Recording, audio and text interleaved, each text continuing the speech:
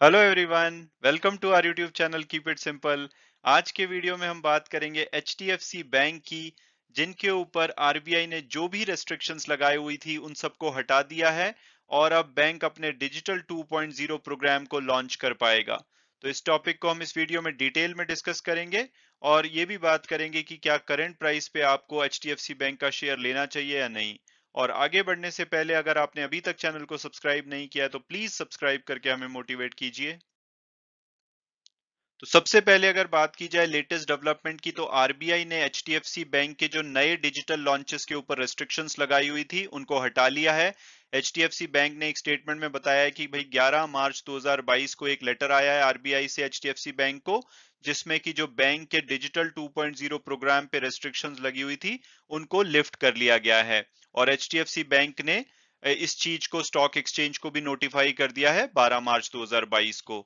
और जो ये रेस्ट्रिक्शंस हैं ये दिसंबर 2020 में लगाई गई थी, क्योंकि लगातार आउटेजेस देखे जा रहे थे एचडीएफसी बैंक के डेटा सेंटर में। और जो इनके ऊपर रेस्ट्रिक्शंस लगाई गई थी वो ये थी कि पहले तो इनका जो डिजिटल 2.0 प्रोग्राम था, जिसको कि अभी हम आगे आने वाले पेज में डिस्कस करेंगे, इसके लॉन्च पे बैन कर दिया गया था। उसके अलावा जो नए क्रेडिट कार्ड इशू करने पे भी रोक लगा दी गई थी। इसके अलावा आरबीआई ने इनको बोला था कि भाई जो भी डेटा सेंटर आउटेजेस हो रहे हैं उसमें अकाउंटेबिलिटी आप फिक्स कीजिए और जो भी उसके रीजन है उसका पता लगा के उनको फिक्स कीजिए। हालांकि अगस्त 2021 में जो ये रेस्ट्रिक्शंस थी इसको पार्शियली रिमूव कर दिया गया था, जैसे कि जो क्रेडिट कार्ड वाली रेस्ट्रिक्शंस थी उसको रिमूव कर दिया गया था और बैंक को अलाउ कर दिया गया था कि भाई आप क्रेडिट कार्ड अब इशू कर सकते हैं। उसके बाद एचडीएफसी बैंक ने क्लेम किया है कि इन्होंने record number of credit cards को इशू किया है जब से इनके ऊपर रेस्ट्रिक्शंस हटे हैं। और अब अगर बात की जाए कि भाई एचडीएफसी बैंक का क्या कहना है जो कि रेस्ट्रिक्शंस हटाई गई हैं, तो इसके ऊपर इन्होंने आरबीआई को थैंक बोला है और साथ साथ में ये बोला है कि जो भी आरबीआई के रिकमेंडेशंस हैं उसको पूरा करने के लिए फुल्ली कमिटेड है और हाईएस्ट स्टैंडर्ड ऑफ कंप्लायंस को ये मेंटेन रखेंगे। साथ साथ में इन्होंने बताया है कि जो भी टाइम पे रेस्ट्रिक्शंस लगे हुए थे इस टाइम को एचडीएफसी बैंक ने यूज किया है शॉर्ट मीडियम और लॉन्ग टर्म प्लान बनाने के लिए, जो कि आने वाले टाइम में जो भी इनके कस्टमर्स की इवॉल्विंग डिजिटल रिक्वायरमेंट्स होंगी उसको ये बेहतर तरीके से पूरा कर पाएंगे।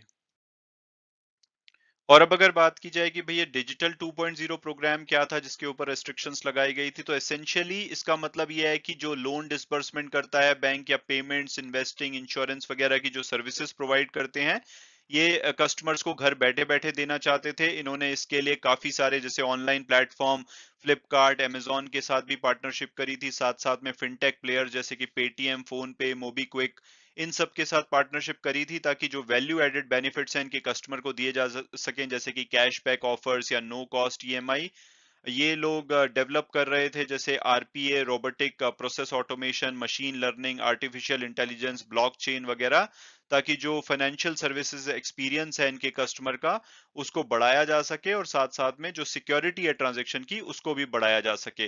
लेकिन आरबीआई ने इसके ऊपर रेस्ट्रिक्शंस लगा दी थी। उन्होंने कहा कि भाई पहले आप अपने डेटा सेंटर में लगातार आउटेजेस हो रहे हैं, उसके बाद आप इतने बड़े बड़े इनिशिएटिव लॉन्च कर रहे हैं, तो पहले आप अपना घर फिक्स कीजिए, उसके बाद इस पे काम करना। तो अब ये रेस्ट्रिक्शंस हटा लिए गए हैं, तो आप हो सकता है कि बहुत जल्द देखें कि एचडीएफसी दोबारा से इन जो उनका प्लान्ड प्रोग्राम था उसको लॉन्च करेगा।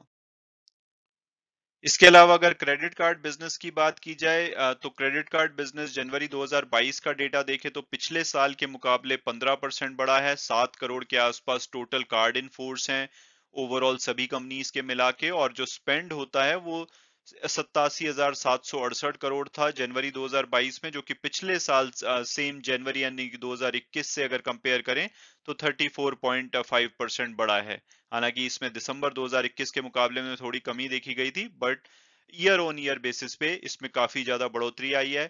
और अगर टॉप प्लेयर्स का मार्केट शेयर देखें तो एचडीएफसी बैंक ने बहुत सारे क्रेडिट कार्ड इशू तो किए हैं जब से इनके ऊपर रेस्ट्रिक्शंस हटे हैं, लेकिन इनका मार्केट शेयर काफी कम हो चुका है। जनवरी 2021 में इनका 25% का मार्केट शेयर था कार्ड्स इन फोर्स में, जो कि घट के 22.8% रह गया है। यहाँ पे आप देखेंगे कि जो इनके राइवल्स हैं जैसे कि आईसीआईसीआई बैंक का मार्केट शेयर बढ़ा है, एक्सिस बैंक का मार्केट शेयर बढ़ा है, एसबीआई का थोड़ा सा मार्केट शेयर कम हुआ है, लेकिन एचडीएफसी बैंक को सबसे ज्यादा धक्का लगा है क्योंकि इनके ऊपर रेस्ट्रिक्शंस लगाई गई थी। और अगर परसेंटेज शेयर ऑफ स्पेंड की बात की जाए तो पिछले साल के मुकाबले HDFC बैंक का जो मार्केट शेयर है वो 31 के मुकाबले 24.8% रह गया, यानी कि काफी ज्यादा बड़ी गिरावट देखी गई है। और यहीं पे जो इनके राइवल्स हैं जैसे कि ICICI बैंक, SBI कार्ड और एक्सिस बैंक, तीनों में ही बढ़ोतरी देखी गई है।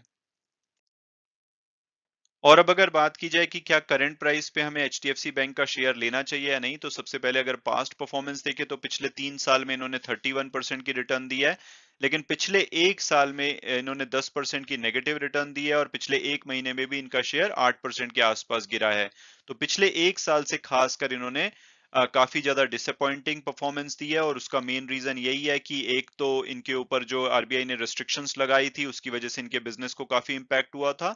दूसरा, जो फॉरेन इंस्टीट्यूशनल इन्वेस्टर पैसा निकाल रहे हैं, उनका HDFC ग्रुप में बहुत बड़ा स्टेक है। इस वजह से हमने देखा है कि HDFC ग्रुप के सभी शेयर्स गिर रहे हैं, तो इस वजह से इनके शेयर प्रेशर में रहा है। लेकिन ICICI सिक्योरिटी की बात मानी जाए तो वो 1955 का टारगेट देते हैं, और टिकर टेप के प्रेडिक्टिव एनालिसिस के हिसाब से भी इसका जो एवरेज टारगेट प्राइस है 2025 आता है, हायर साइड पे 2230 रुपए और लोअर साइड पे 1550 के आसपास।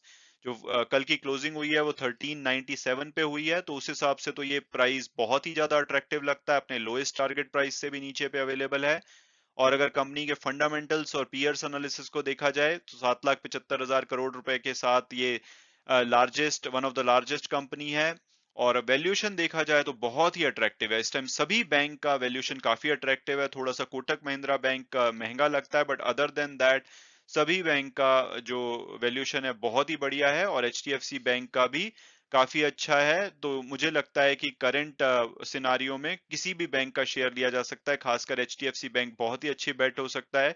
मंडे को इस न्यूज के बेसिस पे ये आपको पॉजिटिव मुड़ता हुआ दिख सकता है, और इसके अलावा आने वाले टाइम में अगर आपका लॉन्ग टर्म विजन है तो एक काफी अच्छी रिटर्न आपको दे सकता है। तो मेरी पर्सनल ओपिनियन में तो बैंक के फंडामेंटल अच्छे हैं, प्राइसिंग काफी अट्रैक्टिव है, और ईयर ओवर ईयर हम अगर देखें तो इसने अपने इन्वेस्टर को काफी खुश रखा है। लेकिन पिछला 1 साल एक एक्सेप्शन रहा है, लेकिन जैसे कि अब रेस्ट्रिक्शंस हट गई हैं, बैंक फुल फ्लो में काम करेगा, तो ये लॉन्ग टर्म में आपको बहुत ही बढ़िया रिटर्न कमा कर दे सकता है।